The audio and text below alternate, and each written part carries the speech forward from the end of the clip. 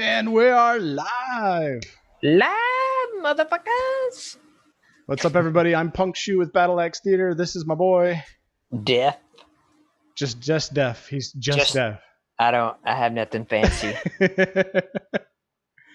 All right, so we've got a pretty decent bit of stream content to go over today. Kind of excited for it. No dev stream to go off of. We're going to be doing some Warframe discussions, some Paladins, some things like that. Yes, and Def is missing the other half of his name. He's definitely missing the other. What's the other half of your name, Def? Daddy Def? Oh, man. Yeah, I guess so. Space Daddy Def, I'm known as. But more popular is Def Boner. Def Boner. Boner. Yes, Boner. Yeah. Damn it. You'll never be able to live it down, dude. Never. Side note, everybody calls me Boner. So Yeah. I like Def better than Boner. Just Def. I like Just Def. Yeah. Literally, Just Def. I don't know.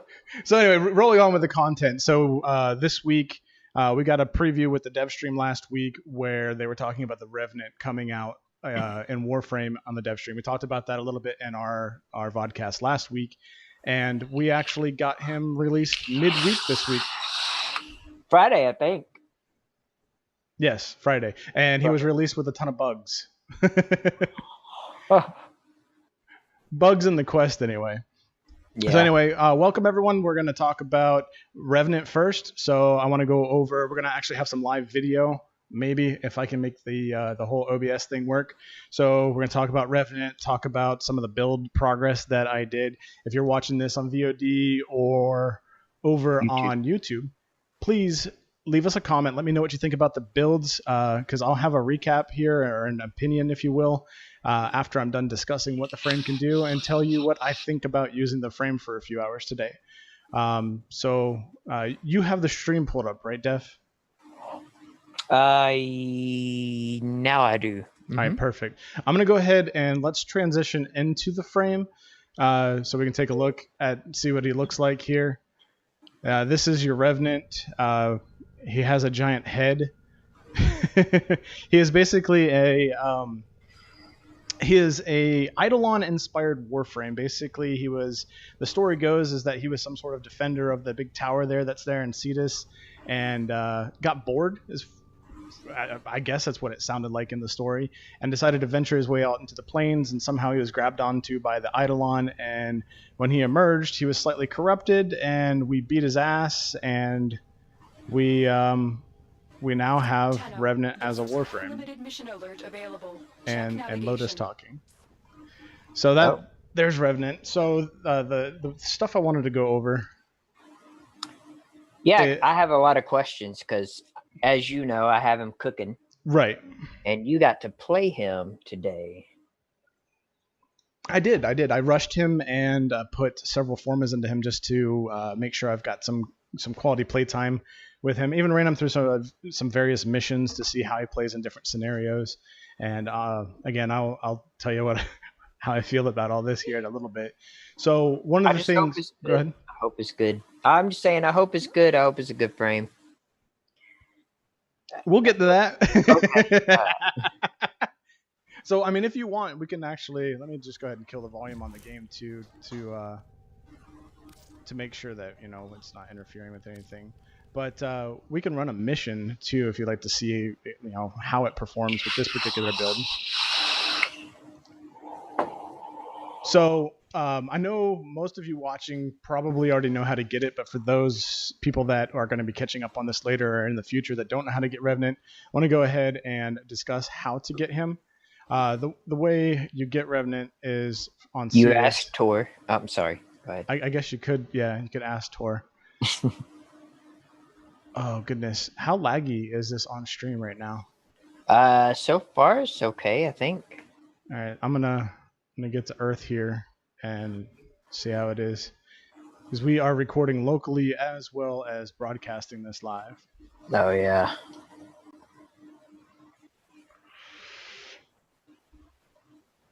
So what are you about to do? So I'm going to go and show people how to get to where the quest begins. Okay. Fun stuff. So once you've got access to Cetus, you can use your fast travel here, and we travel to Nakak, and you will be able to buy the Mask of the Lost One, and that's going to cost you a Cetus Wisp. Once you have procured that, you then equip it on your Warframe, and then head out to the plains at night. Once you head out to the plains at night, you're going to start getting a series of quests, just kind of pointing you in different directions. They're not full quests, they're more like objectives. And then when you get to the last objective, you will need to have, let me show you here, over on Kanzu. There are bounties you'll see here, just like the Gara blueprints. You're going to have blueprints that include the Revenant here. And your rarest piece is going to be the Revenant Neuroptics. We got lucky and got them in about 3 different runs. Yeah. So that was kind of nice. But once you've crafted all 3 of the parts, you'll be able to go back into the Plains of Eidolon. It'll give you a couple more objectives to check out. The last one, once you check it out, the Revenant will then spawn.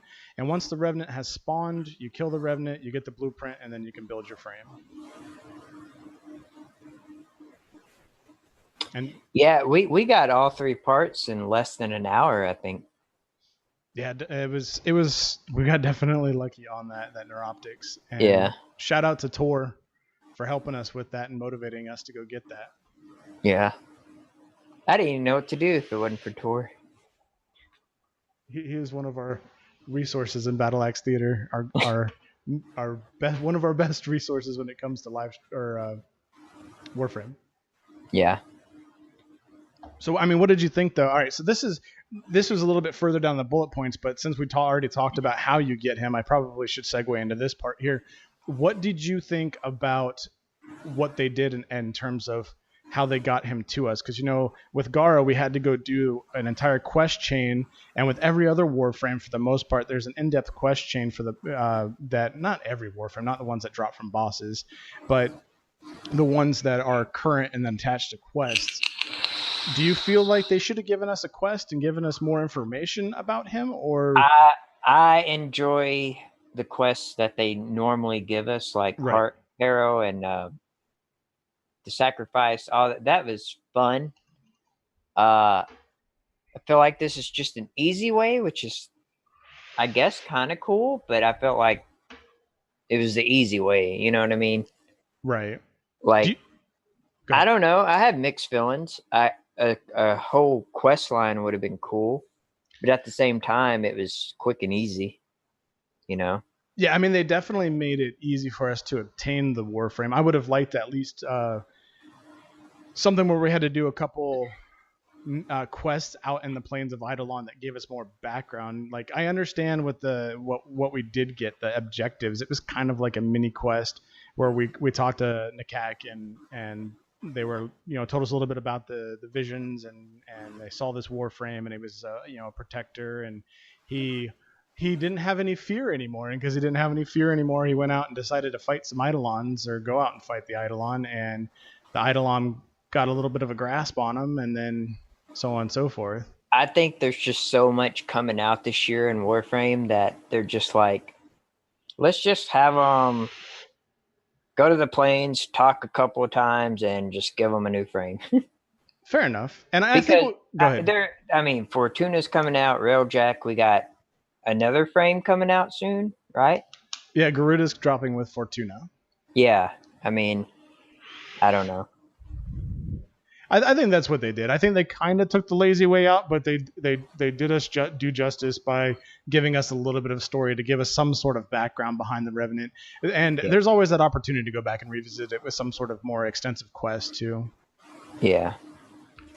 So let's take a look at the abilities. Yeah, because I have no idea. Because I missed most of the dev stream, so I don't know what this guy does.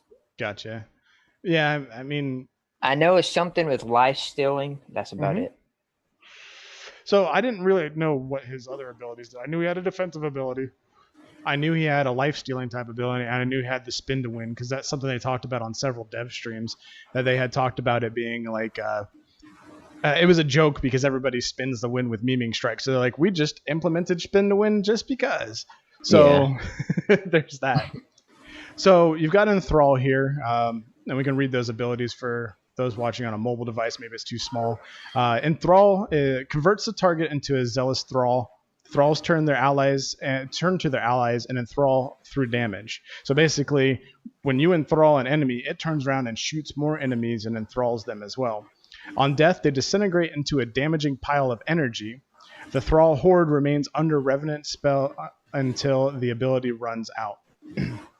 So it's all pretty much based on duration. So you can see here there's a 20-second duration, and I'll show you the stats here in just a moment. This is with less than 100 duration, as you can see indicated by the red there. So it actually lasts a pretty good while, but I feel like there was a downfall with this in that you can only have a maximum of 4 targets enthralled at a time. So it's not something like Saren's spores that can keep spreading and spreading and spreading. You just shoot one enemy, it shoots another, they shoot another and another, and then you have 4 enthralled, and eventually they die and leave a pillar, and hopefully it keeps rolling, but I haven't seen that happen at all personally. Even in Hydron? Yeah, even in Hydron.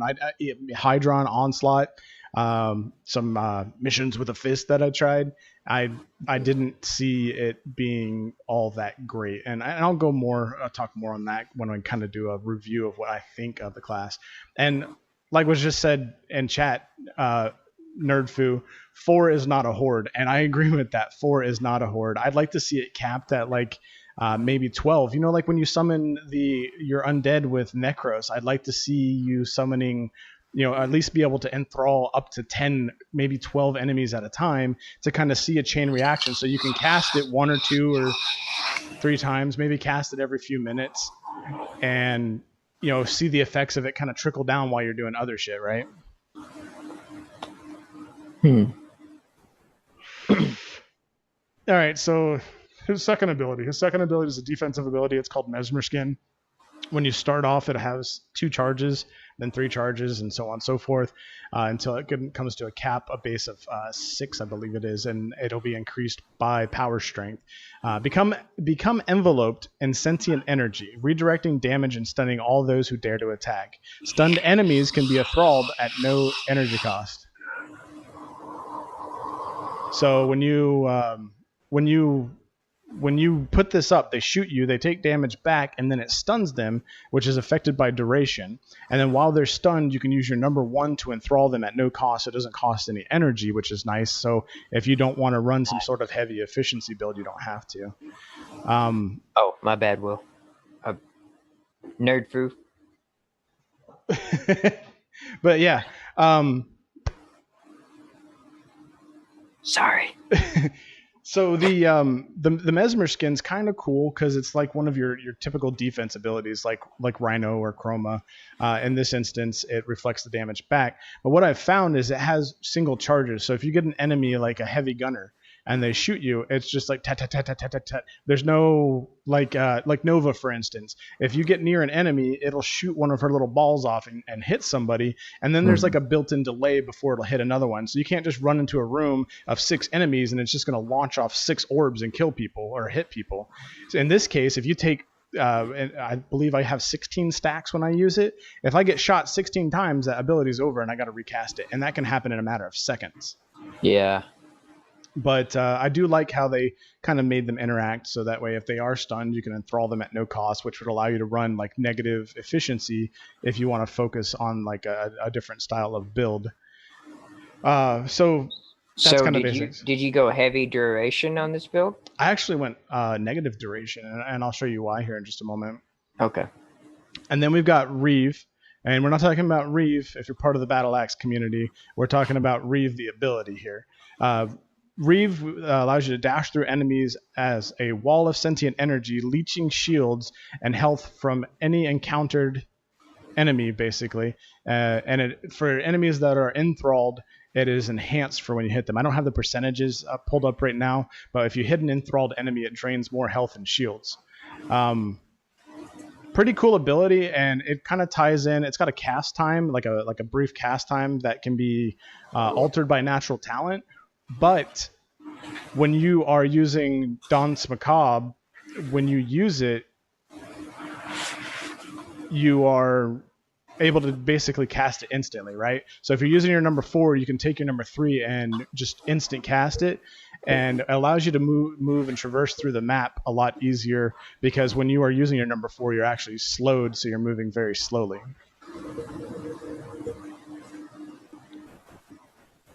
Okay. Am I boring you to death? No, I'm just ready to see this in action. You ready to see it in action? Yeah.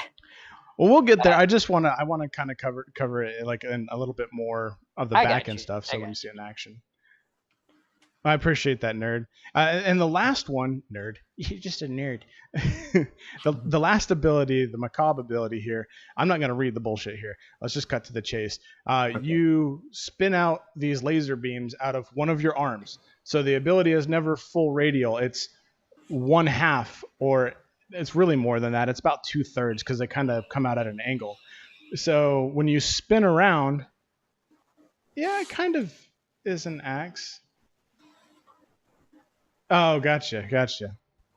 Okay, anyway, when you spin around with it, it's not hitting every enemy in a circle around you. It's kind of hitting like 2/3 of the room. It has a set radius.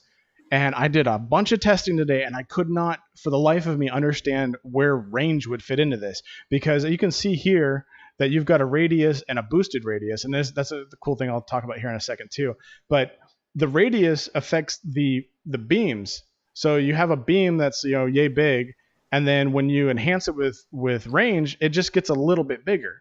So by base, it is 0.1 meter. And when you put 200% range on it, it gets to 2 meters, and it's bigger, and it seems like it almost allows you to get more ticks on an enemy as you're spinning around. But in order to attain that, you have to lose a lot of power strength, which actually makes you kill things slower. So I guess that would be where you do like a status build versus a damage build.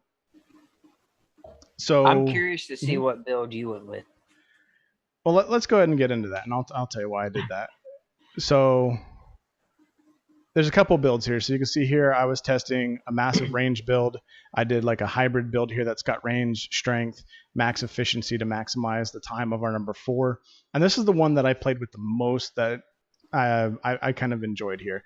So the reason why we go with max efficiency is because the number 4 ability, while channeling it costs you a base of like 12 energy per second.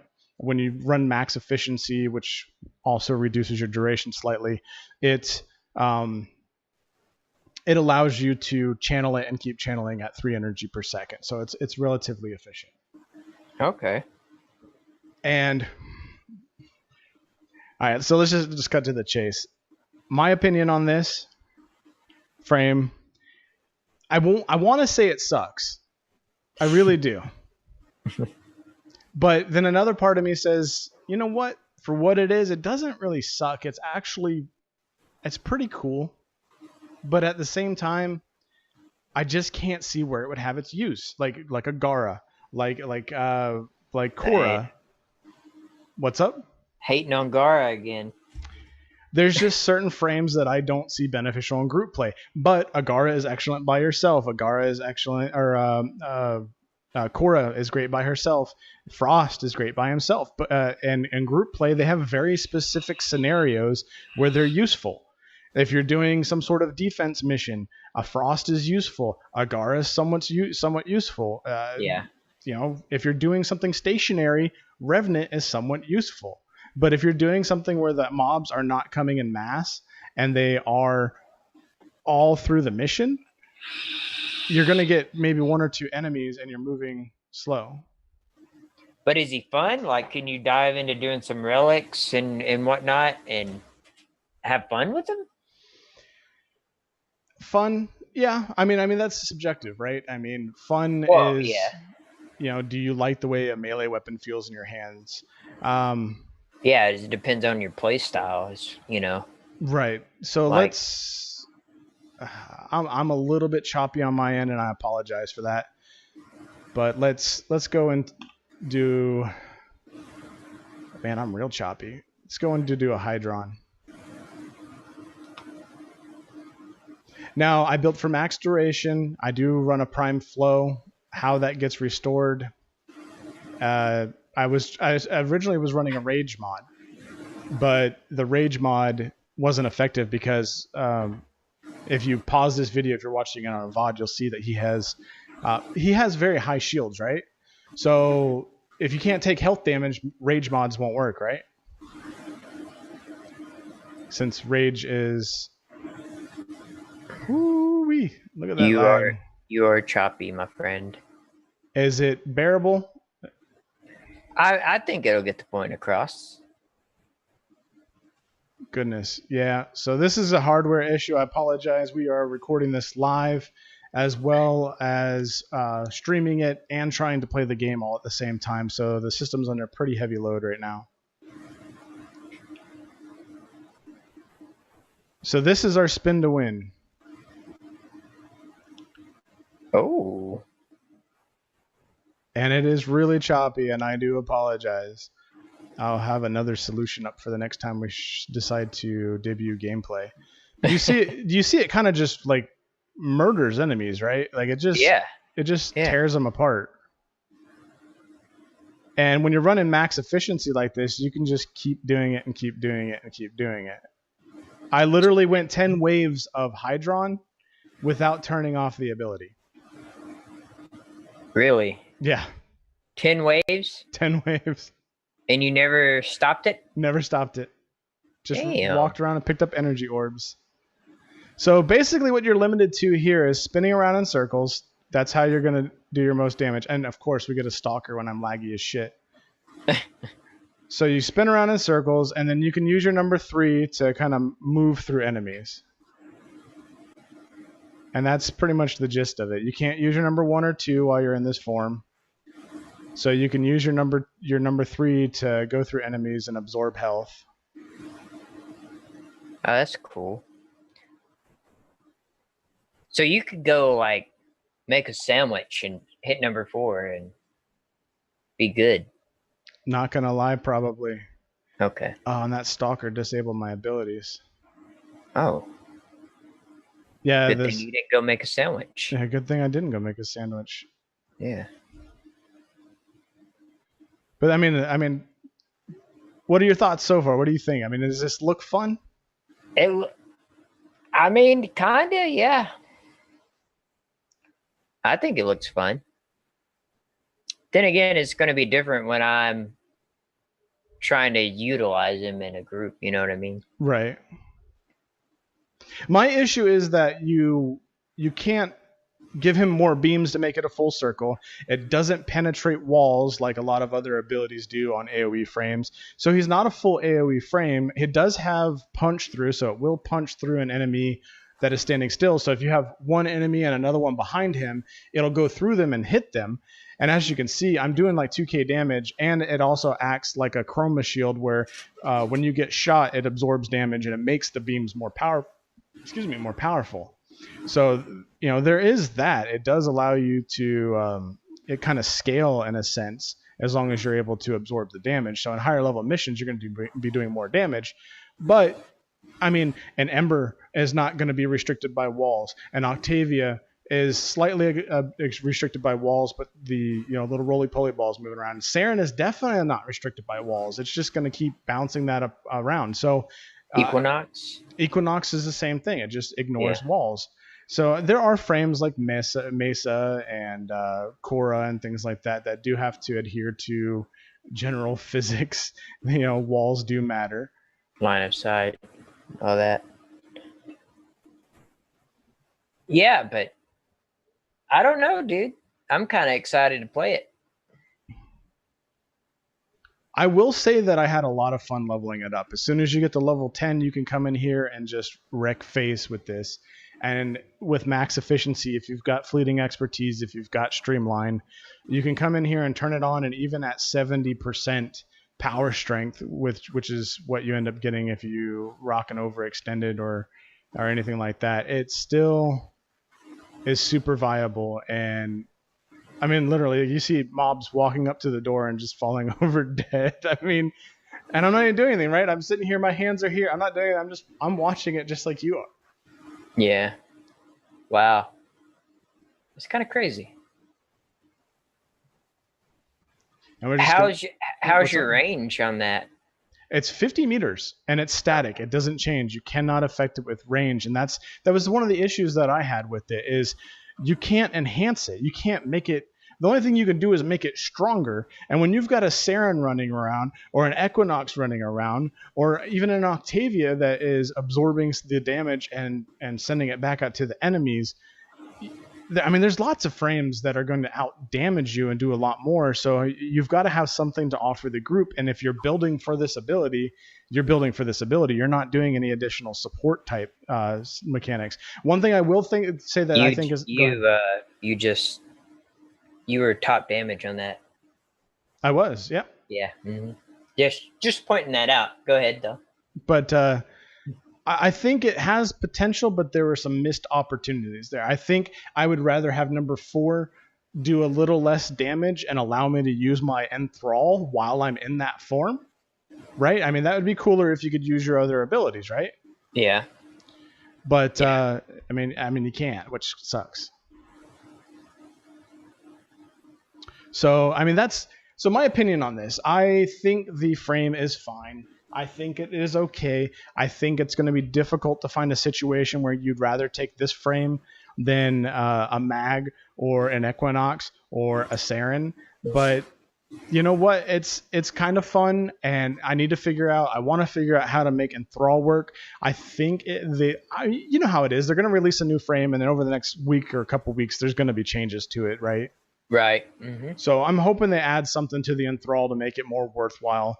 I hope that, the number 2, which is the armor, they do something to give that more longevity, make it have more usability, because the base stacks that it has are just silly. I mean, when you can get 100% armor, or not 100% armor, but a ton of armor with a Rhino, and then you have a percentage meter and it just kind of goes down a little bit, and you can watch it go down as you get shot. And then you've got Chroma that's just got an ability timer on it. It doesn't seem like that's a viable mechanic for this class. Warframe. It just seems like it was put in, and it's a cool concept, but it definitely needs a lot of tweaking. Okay.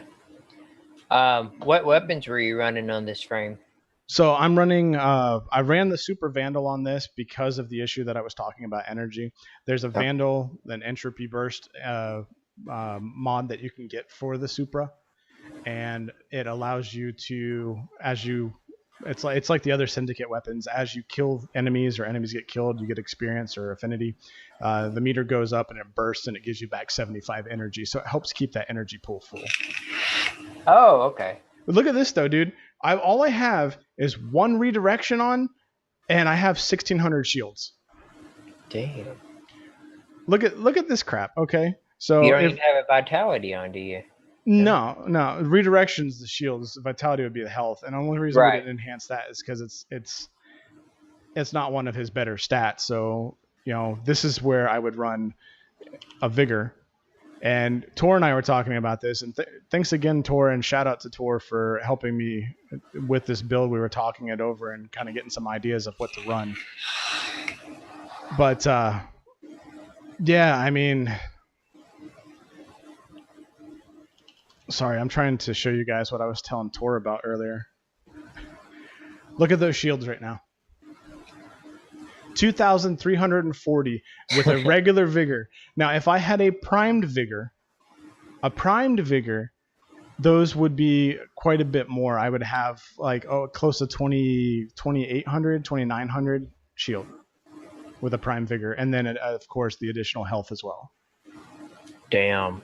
So I think if you were to just supplement, instead of putting in a redirection, just put in a prime vigor, which is the intention for the actual build I'll be running, I think that would be more than enough, because it's going to give you a good amount of health that for survivability when you get toxin damage and when you get slash damage, but it's also going to enhance your shields to where they're upwards of 1,000 shields or just over 1,000 shields. So I think that's more reasonable. And your number 3 will life steal, right? Mm-hmm. So could this frame be like a tank?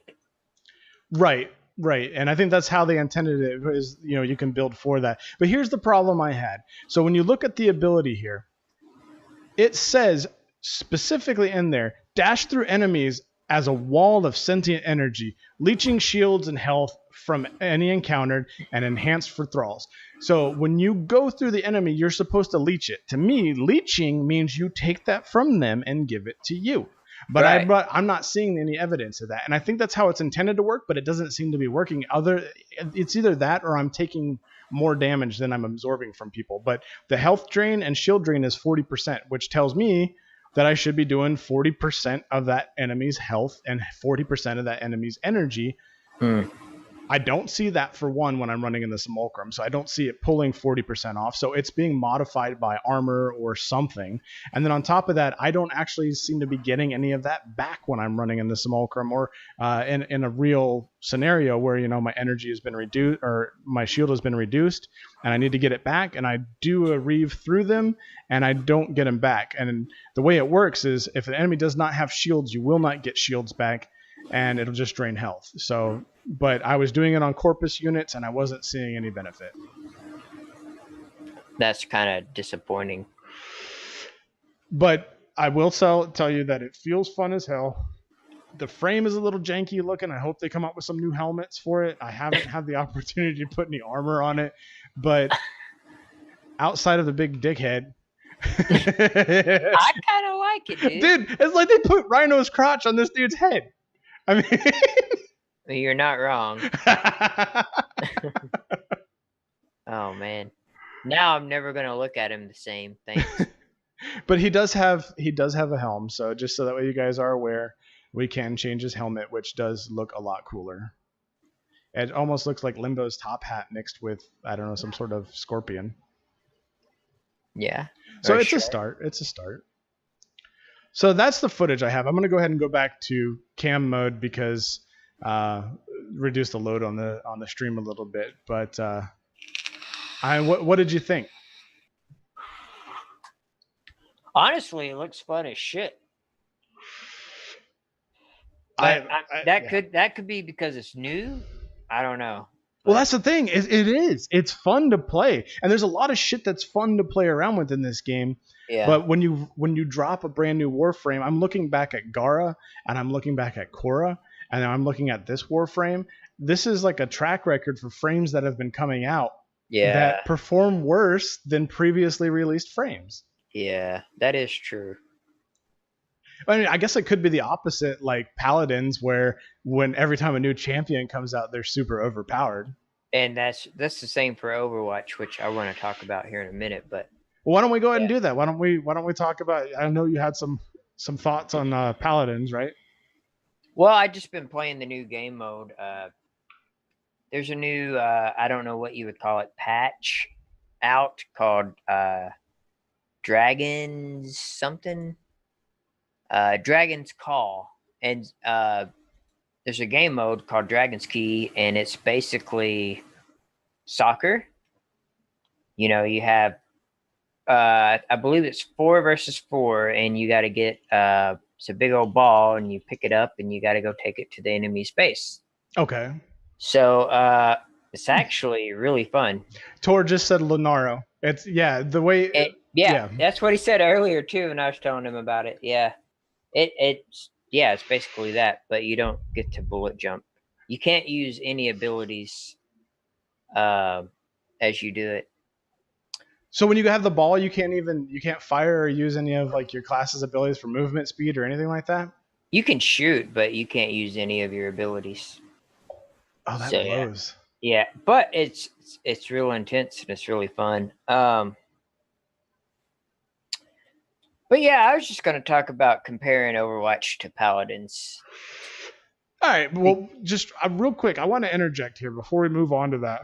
Go ahead. I Googled Dragon's Call because I wanted to find out information, bring up some info on the new patch. I'm getting all these weird notifications on Mixer all of a sudden. But anyway, I wanted to look up some information on that, and I know there was a new champion out, which I hope you'll touch on. But I just realized this. So there's like this big back and forth, like who came first? Was it Overwatch or Paladins, right? It was. I believe Paladins was in production before Overwatch, but Overwatch came out in 2015. Well, and you know how Paladins is always taking a jab at Overwatch, like in different abilities and voiceovers and shit like that. Mm-hmm. So I Googled Dragon's Call, and I totally forgot about this. One of the vanilla swords that you got back in the day was an epic called Dragon's Call. Really? Yeah, you got it from the Sunken Temple, I believe. It was a rare drop. Yep, from the Shade of Arenicus. Wow. So just wanted to throw that in there. It seems like they've done another jab again. Yeah, Shadow, they were working on Titan, they dropped it and started on Overwatch. But so Paladin started as a joke because Z, our buddy Z, got into it and he wanted me to get it, and I played Overwatch, and I'm like, why would I play a copycat game? Blah blah blah. And we just started playing it, and I was making fun of the game for like 3 months, like, oh my god, they stole this from Overwatch, blah blah blah. But Paladins has. So let me say this: I went back to Overwatch in the past few weeks, right?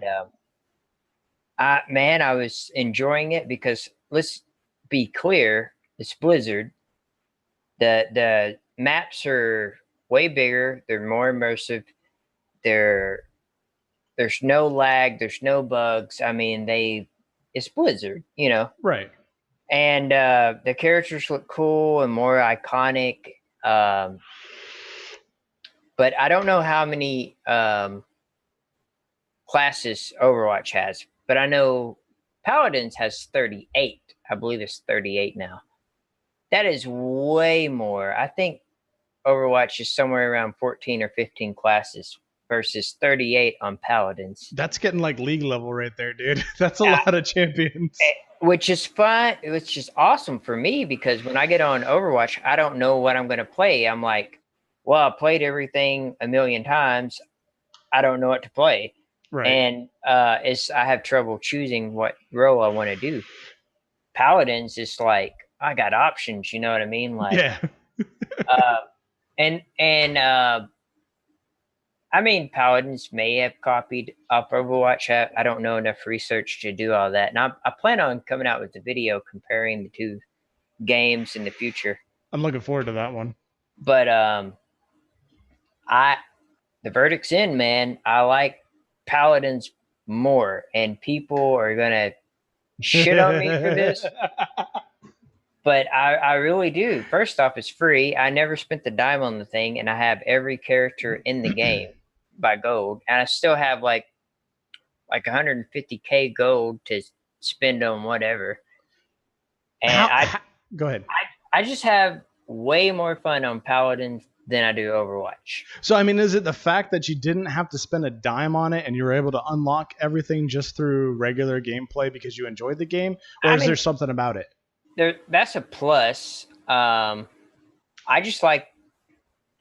So even though both games have the same mechanics and both like characters from each game have the same abilities, Paladins is just the characters are more fun. And I think it stems from the fact that you can you can choose your talents, you get your cards, and you create a build. Right. So you can you have more customization to where you're on Hanzo and Overwatch. You can't change anything. You choose that character and that's what you get.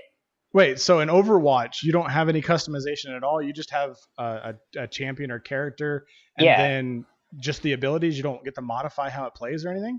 No. But you can switch classes in a match. In Paladins, you cannot. Once you choose that class, you're stuck with it. Yeah, but that's like not a new feature, right? I mean, that was done with TF2. I mean, or Team Fortress even. You could do that shit way back in the day. Yeah. So for people watching that aren't really into Paladins, can you maybe talk a little bit about the customizations? Well, you get these cards. Well, I don't want to right now because Okay. I recently came back to the game. It's out of beta, and I don't know if you earn cards anymore. I think I'm just not sure on that. I played today, yesterday, and last night, and I never received a new card from my loadouts. Okay. So I'm not sure. So I'm just wondering because they did that patch where they completely changed the card system, where each card had like a level, and then they redacted that and they went back to the system. They didn't even modify the new system; they just scrapped it and went back to the old system. But yeah, it's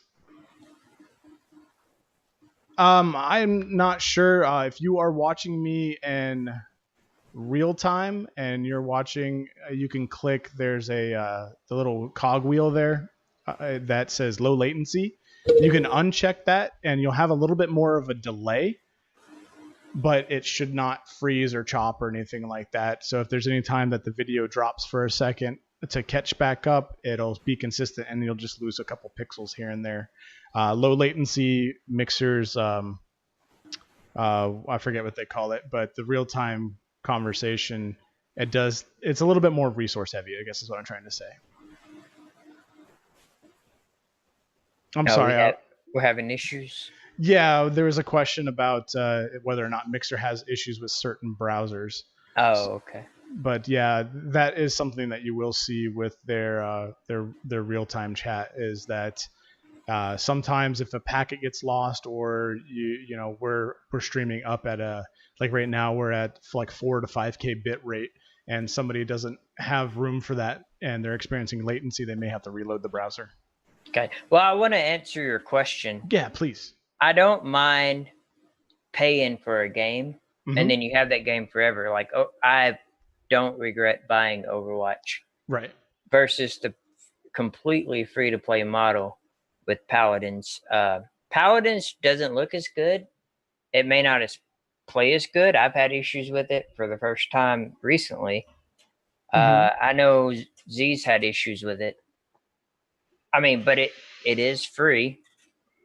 But no, I'm all about paying for a game like For Honor or Overwatch or Guild Wars, where you buy it, you have it forever. You know what I mean? There's no monthly fee. So that's not an issue. Overwatch, it's like I was saying, it's just more polished. And I know when you were playing with this, you had a complaint of how Paladins, the maps felt so small. Yeah, it's very claustrophobic. They're very tiny. Yeah, Overwatch is nothing like that. So, I mean, I was watching a video of a guy comparing the two games, and he even admitted how he put over 900 hours into Overwatch and put 90 minutes into Paladins. And he didn't even try it. I know, right? He was just biased, which I would have never dove into Paladins if it wasn't for Z. Right. Because he didn't want to get Overwatch, and I knew the premise of Paladins because of Overwatch. But the fact that you have to choose your talents accordingly. You have to see what the enemy has on their team. Right. So if they have two healers, you definitely want to get cauterized. If they have shields, you want to get, I think it's Wrecker or something like that, where you penetrate shields. To me, that's just way more fun. You don't even have that capability in Overwatch. Like, you can't even pick certain talents like in between deaths or anything. They don't have a feature like that. No, instead you pick a class to counter another class, and you pick the class depending on whatever game type it is. So how this is the big question: how is Paladins not more popular then? Because that seems very much more MOBA-ish than you would have with, and that's really ultimately like these types of games, these competitive games like Overwatch and Paladins and Team Fortress. I have seen them referred to as a MOBA. It kind of is. It's more strategized, I guess, than Overwatch would be. Right. And I'm not knocking Overwatch. I mean, you have to be, on your feet when you're playing it. But I wouldn't I wouldn't say that Paladins isn't popular. I mean, clearly a Blizzard game is hard to compete with, but right, because it's Blizzard. yeah, yeah. Fucking Blizzard, But man. there's definitely a lot of people playing it, and I've been in matches to where people got tired of Overwatch and went to Paladins. And I will say, from not from coming back to Overwatch after a year and a half, I think, or a year, I don't know. It's been a long time, and there's been 3 new heroes out that I never played, and Overwatch took some of the abilities from Paladins and gave them to Overwatch characters. And I know for a fact Paladins had them before they did. That is fucking classic Blizzard, man. New expansion for WoW drops. What did they do? They took 3 cool features from 3 other MMOs and added it in. I won't get on that rant though. I'm sorry. We're running short on time. I don't want to get on that rant. Motherfucker, though. Seriously. But yeah, I kind of want to do a video and all that, and I'll go into detail. And I don't know if it's going to be a rant video or just a comparison video. I don't know what I'm going to call it yet. Well, we'll see when that idea comes to light, and I'm looking forward to that. And I won't pry any more on the Paladins versus the Overwatch thing because I definitely want some more surprises in the video. So, guys, if you're watching this on again VOD or over on YouTube, keep an eye out for a video regarding this content because I have a feeling it's going to be really good. It's also going to obligate Def to do it. So maybe we'll see. And before we move on to the last piece of content, I do want you guys to take a look at the video that is playing below my talking head here. Right down there, that is our newest EverQuest guide. We talked about not doing any more EverQuest videos anymore, but because we have a large EverQuest following, we felt it was our duty to deliver the last couple pieces of content. So we do have another video, at least one more video coming out that's EverQuest related. This is the much awaited Kern's Tower video. Go ahead. At least 2 videos coming out. Do you want to talk a little bit about the Kern's Tower video real quick? This is basically, so we did our power leveling guide, and I always recommend doing that particular guide when you're level 10 because you have your skills up, you have a little bit of gear, because I think, I did that with you. Right. We actually did that when you dove into the game and tried it out. And so you know that sometimes you're going to get hit. You're going to get hit by AoEs or one melee hit. You're dead. Right. So I always recommend a level 10. You'll get some Defiant gear. You'll get your skills up a little bit. Your defense skill up. So this is just basically how I would go about getting to level 10. And it's my favorite place. Plus, it's a great place for new players because there's nothing but skeletons and people need bone chips in this game for their pets. So it's a great way to make money as well if you're like brand new to the game. Okay. But also what I wanted to say is this EverQuest Next coming out. I'm going to dive into that. Now, I may put out a video about that content as well. EverQuest Next or... I'm sorry. What is it called? EQ Now? What is it called? Oh no, we're brain farting, y'all. It was right here too. Hold on. EverQuest. Oh man. It's the free. It's the fan driven Project 99 basically, right? Yes. Oh, what is it called? Did it start with an R? Hold on, I'm about to tell you. It is called EQ Reborn. Yeah, there we go. So I wanna check that out and do some footage on that because honestly, I'm kind of excited about it. Yeah, I kind of want to check it out with you too. Every now and then, it's good to go back and get an old vibe. You know, the old MMO vibe where it was the fucking hella grind fest. I'm just hoping that it adds some sort of like elements to it that smooth it out and make the UI less clunky. I don't think that's going to be in there. Well, we'll see what happens, and I can tell you whether. See, the thing is, I don't hate EverQuest, right? It's an old game, and it's just really clunky, and it doesn't hold up.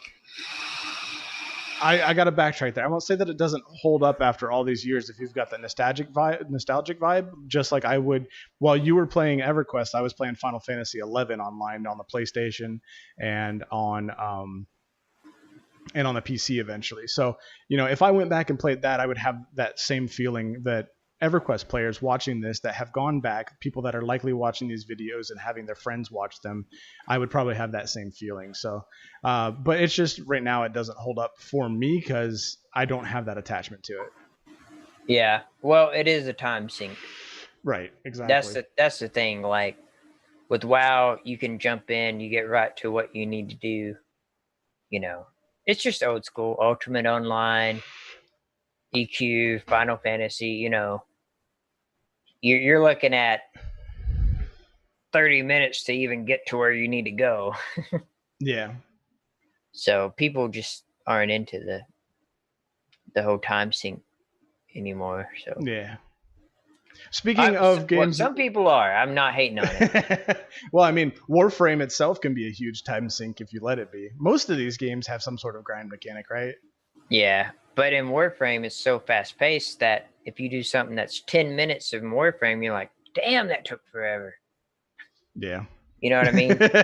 Yeah, I know. We do like an endo farm, and we're like 20 minutes into it, and you just hear Tor just like, "Can we go do something else?" Yeah. Sorry for the hate, Tor. So we have one last topic that we wanted to talk about. It was something that you brought to my attention. We're planning on grabbing Ashes of Creation when it comes out. Really cool dynamic MMO that's going to have a lot of different elements. And one of the things that was unveiled was I guess a very alpha state of the combat system. Mm-hmm. So you want to talk a little bit about that? Oh, it just looked awesome. Okay, so we got to see, it looked like maybe a two-hander class. I think it was a two-hander. Then we got to see a ranged class with a bow and a wizard. But the bow class, I was so excited about it. It looks like, I mean, and WoW you have your volley and whatnot, that's kind of cool. But this gameplay was like so... like every shot was some like cool little like AoE ability, you know what I mean? Right. It looked like you had so much more options, I guess you would say.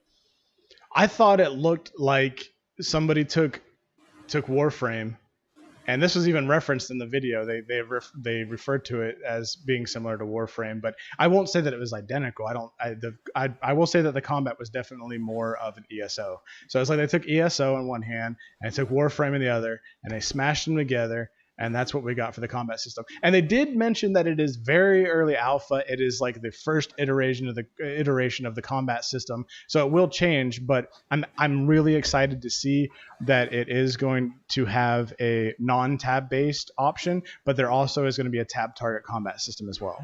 Yeah, I was telling Tor about it last night, and sorry, Tor, I forgot to link you the video. But I'm just ready for a new, fresh, really good MMO. Yes. Because at this point, I'm just getting burned out. I don't want to go back to WoW. We tried several different games, and I'm just ready for something new and exciting that will fulfill my fantasy grinding needs, I guess. I'm with you on that. And the thing that I'm trying not to do is trying not to backtrack and go into these other MMOs that we have dabbled with for several months. I don't want to go back in that because most of those I've uninstalled, right? So I just don't want to get back into that. But as we talked about in the last stream that we did, there's just really not a whole lot of appeal for Battle for Azeroth, right? And there's not a whole lot of new game. But Dougie will sit there and tell you that it's a great expansion. Reeve will tell you it's a great expansion. A lot of people will tell you it's a great expansion. But really, isn't every expansion a great expansion just because you've done so much grindy content and you've had this lull in the previous expansion before the new one came out, and now you have new content? Like, isn't every expansion just amazing at first? Yeah, it kind of goes back to the Revenant. It's you're saying it's okay and it is kind of fun, I see it and I'm like, whoa, that looks fun as shit. Right. Because it's a new frame, you know what I mean? Right. And, you know, part of it might have been, you know, putting 3-4 formas into it and taking the time and going through those and running a lot of Hydron, running onslaughts, testing it out. But yeah, no, I get you. And I just can't wait for Asheron's Call. Asheron's Call. I can't wait for a game that came out back in 2001, bro. Damn. Sorry, guys. I misspoke. I can't wait for Ashes of Creation because Asheron's Call went offline like 6 years ago or something. But oh, shit. Sorry to hear that. But yeah, I mean, Ashes of Creation, it's got this dynamic environment that is changed by the interactions of the players with the environments, the PvP battles that take place, the quests that are completed, the like I believe there's like farming mechanics or something that's going to be built into it. So I'm really looking forward to that. Yes. I mean, is there like what would be a basic rundown of that game? I would say that it takes a lot from Black Desert Online. Yeah. Where you like I don't know if it's going to have the node system that BDO had, but I think it's going to have that same dynamic where like you're going to have clans and groups that actually have ownership, if you will, of a zone or an area, and that's going to build up based on the decisions of those people. And if another clan decides if an event takes place and they can capture that zone, they're going to have that. And I'm assuming that depending on which type of whatever has control of a zone, you're going to have different types of buffs and abilities and merchants and so on and so forth. Unfortunately, they just haven't released a whole lot about the game, right? Yeah. It looks good, though. It does. I'm excited that it's cartoony, but it's not too cartoony. You know what I mean? You know what I have a problem with, though? And this is something that I wanted to touch on. So I thought, you know, we're not huge, right? We're not like this massive channel. We're not like these big time streamers. We don't have a lot of exposure, but we are doing this. We are ambitious. We are spending a lot of time with what we do. You know, we are growing very quickly, especially now that we've been able to get the appropriate / after YouTube. That's youtube.com/BattleAxe Theater. Check us out. But anyway, shameless plug. That aside, we're growing quickly. So I was like, well, what if we could swing our dick a little bit and ask the company, hey, can we get some alpha keys or even beta keys? So that way maybe we could, you know, try it out for free, see if we like it. If we do, tell everybody to buy it. And then I looked and you're like, well, the worst we can do is try, right? Mm-hmm. This is one of those games, and this is a platform that a lot of people are doing, the companies are doing these days. You have to pay to get into their alpha program, and they've tiered it. So right now, you can no longer get into the first phase of an alpha. You can get an alpha phase 2. So there's alpha phase 1, alpha phase 2, and then beta phase 1. So you can buy your way for $300. Wow. Into alpha phase 2. So you miss the first stage of first phase alpha 1, you get into alpha 2, and you pay them $300. Now granted, you're pre-ordering the game at that point as well. You're also getting some in-game items. But if you're just wanting to try the game out, they are charging you to be able to try out their alpha state game. And it's like, why am I paying you to test your game? That doesn't make any sense. Like, you should be giving it to me and then having no NDA and letting me talk about it and post some like basic footage of it, so that way you can get more exposure potentially, you know, from a YouTuber or from a streamer. You know what I mean? That's crazy. Yeah, Nerd just said that he remembered that there's a $500 option. Jesus. Yeah, I think I remember him talking about that back when it was first announced. That is crazy. So just to wrap this up, a couple things here. We are growing fairly rapidly compared to what we have been in the past. Now that we're doing regular weekly content, we have seen within the last couple of days, we've already jumped up like 10 or 15 subs. So that's pretty impressive. Thank you, everybody who's contributed to that. I hope you enjoy the content. One plea that I have for you, though, is if you like the content, give us a thumbs up. If you dislike the content, give us a thumbs down. It helps us at least get a little judge of whether or not you like the videos. And please leave us some comments in the comments section, so that way we know if you like what's going on, and we can get some talking points going within the community, and hopefully get some more content ideas, because some videos that are coming out in the future are based off some of the content or the comments that we have received already. So we really appreciate that the valuable comments, so that way we can create more content that you guys actually want to see. Yeah, definitely. And also some feedback on which platform to take this. Yeah, so right now, right now we're streaming on my personal streaming channel over at mixer.com/punkshoe. We do have an official Mixer. It's mixer.com/battleaxe theater. We also have a Twitch battleaxe theater, and we've obviously got YouTube live and Facebook where we can go live as well. So wherever you guys want to see us go live, I'd like to have that as an option and avoid restreaming, as I mentioned in our last our last stream, so that way we're not restricted by a single platform that wants to sponsor us or partner us or whatever because we're restreaming. I would like to just pick a single platform, support that platform if we get to the point where we can have subscribers and stuff, we get there. But we want to know where you guys want us. So please let us know in comments on the VOD and comments on the YouTube video. Let us know where you want to see us. Yeah. So do you have anything else you want to add, Def? Nope.